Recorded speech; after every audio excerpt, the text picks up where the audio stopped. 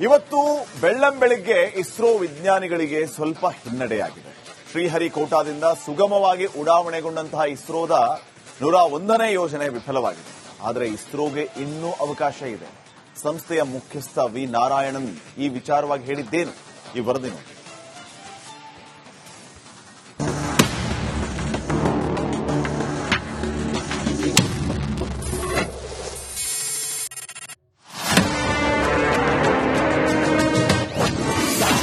ಇಸ್ರೋದ 101ನೇ ಉಪಗ್ರಹದಲ್ಲಿ ತಾಂತ್ರಿಕ ದೋಷ.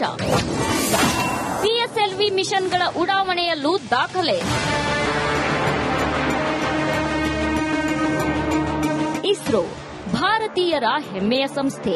ವಿಜ್ಞಾನ ತಂತ್ರಜ್ಞಾನದಲ್ಲಿ ವಿಶ್ವಕ್ಕೆ ಸವಾಲು ಎಸೆಯೋ ರೀತಿ ಸಾಧನೆ ಮಾಡುತ್ತಿರೋ ಬಾಹ್ಯಾಕಾಶ ಸಂಶೋಧನಾ ಸಂಸ್ಥೆ. 63ನೇ ಪಿಎಸ್ಎಲ್ವಿ ಉಡಾವಣೆ ಯಶಸ್ವಿಯಾಗಲಿಲ್ಲ. ಇಒಎಸ್ 9 ಕಣ್ಗಾವಲು ಉಪಗ್ರಹವನ್ನ ಸೂರ್ಯ ಸಿಂಕ್ರೋನಸ್ ಧ್ರುವ ಕಕ್ಷೆಗೆ ಸೇರಿಸಲು ಸಾಧ್ಯವಾಗಲಿಲ್ಲ. ಹೌದು, ಶ್ರೀಹರಿಕೋಟಾದ ಸತೀಶ್ ಧವನ್ ಬಾಹ್ಯಾಕಾಶ ಕೇಂದ್ರದಿಂದ ಬೆಳಗ್ಗೆ 5:59ಕ್ಕೆ ರಾಕೆಟ್ ಯಶಸ್ವಿಯಾಗಿ ಉಡಾವಣೆಗೊಂಡ್ರೂ ಒತ್ತಡ ಕುಸಿತವಾಯಿತು. 4 ಹಂತಗಳ ಪೈಕಿ 3ನೇ ಹಂತದಲ್ಲಿ ವಿಫಲವಾಗಿದ್ದರಿಂದ ಕಾರ್ಯಾಚರಣೆ ಅಪೂರ್ಣವಾಯಿತು. ಎಲ್ಲಿ ಸಮಸ್ಯೆ ಆಯಿತು?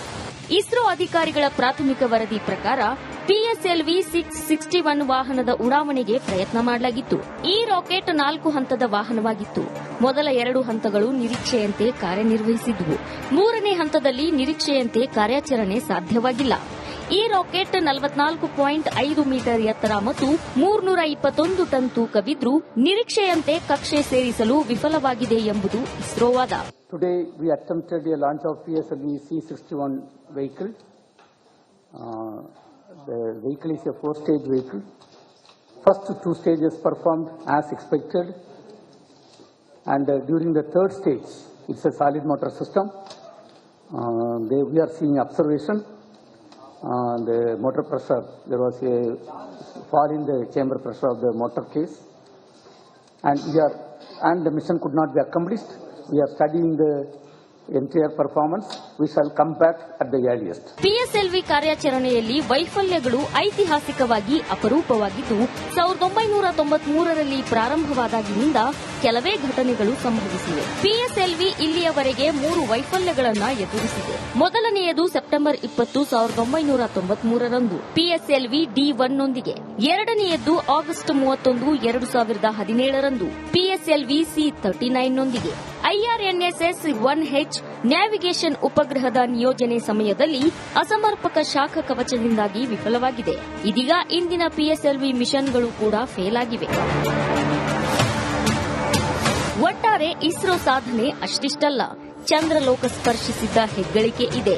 ಒಂದು ಮಿಷನ್ ಫೇಲ್ ಆದ ತಕ್ಷಣ ಇಸ್ರೋ ಸಾಧನೆ ಮರೆಮಾಚಲು ಸಾಧ್ಯವಿಲ್ಲ. ವಿಜ್ಞಾನ ತಂತ್ರಜ್ಞಾನದಲ್ಲಿ ಸೋಲು ಗೆಲುವು ಸಹಜ ಎಂಬುದನ್ನ ನೆನಪಿಸಿಕೊಂಡು ಇಸ್ರೋ ಜೊತೆ ನಿಲ್ಲೋಣ. Bureau report, Republic Kannada. ಇವತ್ತು ಬೆಳ್ಳಂಬೆಳಿಗ್ಗೆ ಇಸ್ರೋ ವಿಜ್ಞಾನಿಗಳಿಗೆ ಸ್ವಲ್ಪ ಹಿನ್ನಡೆಯಾಗಿದೆ. ಶ್ರೀಹರಿಕೋಟಾದಿಂದ ಸುಗಮವಾಗಿ ಉಡಾವಣೆಗೊಂಡಂತಹ ಇಸ್ರೋದ 101ನೇ ಯೋಜನೆ ವಿಫಲವಾಗಿದೆ. ಆದರೆ ಇಸ್ರೋಗೆ ಇನ್ನೂ ಅವಕಾಶ ಇದೆ. ಸಂಸ್ಥೆಯ ಮುಖ್ಯಸ್ಥ ವಿ ನಾರಾಯಣನ್ ಈ ವಿಚಾರವಾಗಿ ಹೇಳಿದ್ದೇನು? ಈ ವರದಿ ನೋಡಿ.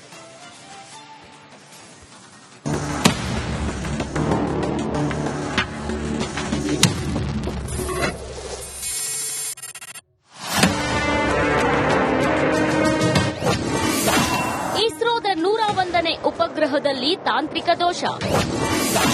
ಪಿಎಸ್ಎಲ್ವಿ ಮಿಷನ್ಗಳ ಉಡಾವಣೆಯಲ್ಲೂ ದಾಖಲೆ. ಇಸ್ರೋ ಭಾರತೀಯರ ಹೆಮ್ಮೆಯ ಸಂಸ್ಥೆ. ವಿಜ್ಞಾನ ತಂತ್ರಜ್ಞಾನದಲ್ಲಿ ವಿಶ್ವಕ್ಕೆ ಸವಾಲು ಎಸೆಯೋ ರೀತಿ ಸಾಧನೆ ಮಾಡುತ್ತಿರೋ ಬಾಹ್ಯಾಕಾಶ ಸಂಶೋಧನಾ ಸಂಸ್ಥೆ. 63ನೇ ಪಿಎಸ್ಎಲ್ವಿ ಉಡಾವಣೆ ಯಶಸ್ವಿಯಾಗಲಿಲ್ಲ. ಇಒಎಸ್ 9 ಕಣ್ಗಾವಲು ಉಪಗ್ರಹವನ್ನ ಸೂರ್ಯ ಸಿಂಕ್ರೋನಸ್ ಧ್ರುವ ಕಕ್ಷೆಗೆ ಸೇರಿಸಲು ಸಾಧ್ಯವಾಗಲಿಲ್ಲ. ಹೌದು, ಶ್ರೀಹರಿಕೋಟಾದ ಸತೀಶ್ ಧವನ್ ಬಾಹ್ಯಾಕಾಶ ಕೇಂದ್ರದಿಂದ ಬೆಳಗ್ಗೆ 5:59ಕ್ಕೆ ರಾಕೆಟ್ ಯಶಸ್ವಿಯಾಗಿ ಉಡಾವಣೆಗೊಂಡ್ರೂ ಒತ್ತಡ ಕುಸಿತವಾಯಿತು. 4 ಹಂತಗಳ ಪೈಕಿ 3ನೇ ಹಂತದಲ್ಲಿ ವಿಫಲವಾಗಿದ್ದರಿಂದ ಕಾರ್ಯಾಚರಣೆ ಅಪೂರ್ಣವಾಯಿತು. ಎಲ್ಲಿ ಸಮಸ್ಯೆ ಆಯಿತು? ಇಸ್ರೋ ಅಧಿಕಾರಿಗಳ ಪ್ರಾಥಮಿಕ ವರದಿ ಪ್ರಕಾರ PSLV 661 ವಾಹನದ ಉಡಾವಣೆಗೆ ಪ್ರಯತ್ನ ಮಾಡಲಾಗಿತ್ತು. ಈ ರಾಕೆಟ್ 4 ಹಂತದ ವಾಹನವಾಗಿತ್ತು.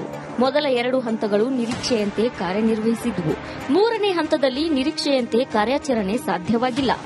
ಈ ರಾಕೆಟ್ 44.5 ಮೀಟರ್ ಎತ್ತರ ಮತ್ತು 321 ಟನ್ ತೂಕವಿದ್ರೂ ನಿರೀಕ್ಷೆಯಂತೆ ಕಕ್ಷೆ ಸೇರಿಸಲು ವಿಫಲವಾಗಿದೆ ಎಂಬುದು ಇಸ್ರೋ ವಾದ. Today we attempted a launch of PSLV C61 vehicle. The vehicle is a 4-stage vehicle. First 2 stages performed as expected, and during the 3rd stage, it's a solid motor system. We are seeing observation. The motor pressure, there was a fall in the chamber pressure of the motor case, and the mission could not be accomplished. We are studying the entire performance.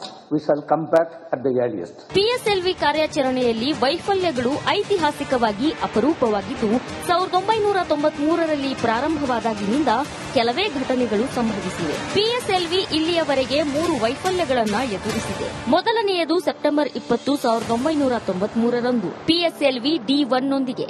ಎರಡನೆಯದ್ದು August 31, 2017ರಂದು PSLV C39 ನೊಂದಿಗೆ. IRNSS 1H navigation ಉಪಗ್ರಹದ ನಿಯೋಜನೆ ಸಮಯದಲ್ಲಿ ಅಸಮರ್ಪಕ ಶಾಖ ಕವಚದಿಂದಾಗಿ ವಿಫಲವಾಗಿದೆ.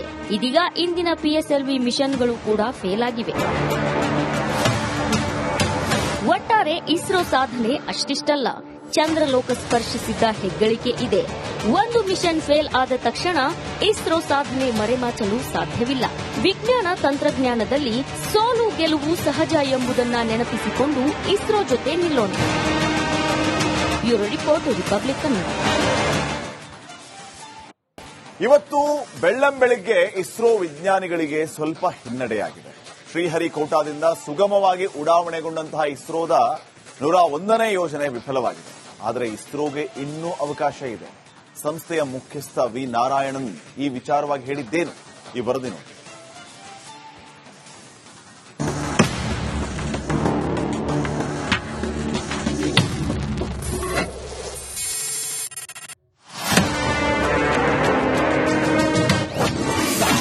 ಇಸ್ರೋದ 101ನೇ ಉಪಗ್ರಹದಲ್ಲಿ ತಾಂತ್ರಿಕ ದೋಷ. PSLV ಮಿಷನ್ಗಳ ಉಡಾವಣೆಯಲ್ಲೂ ದಾಖಲೆ. ಇಸ್ರೋ ಭಾರತೀಯರ ಹೆಮ್ಮೆಯ ಸಂಸ್ಥೆ.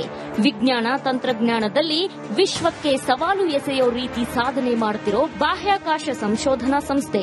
63ನೇ PSLV ಉಡಾವಣೆ ಯಶಸ್ವಿಯಾಗಲಿಲ್ಲ. EOS 9 ಕಣ್ಗಾವಲು ಉಪಗ್ರಹವನ್ನ ಸೂರ್ಯ ಸಿಂಕ್ರೋನಸ್ ಧ್ರುವ ಕಕ್ಷೆಗೆ ಸೇರಿಸಲು ಸಾಧ್ಯವಾಗಲಿಲ್ಲ. ಹೌದು,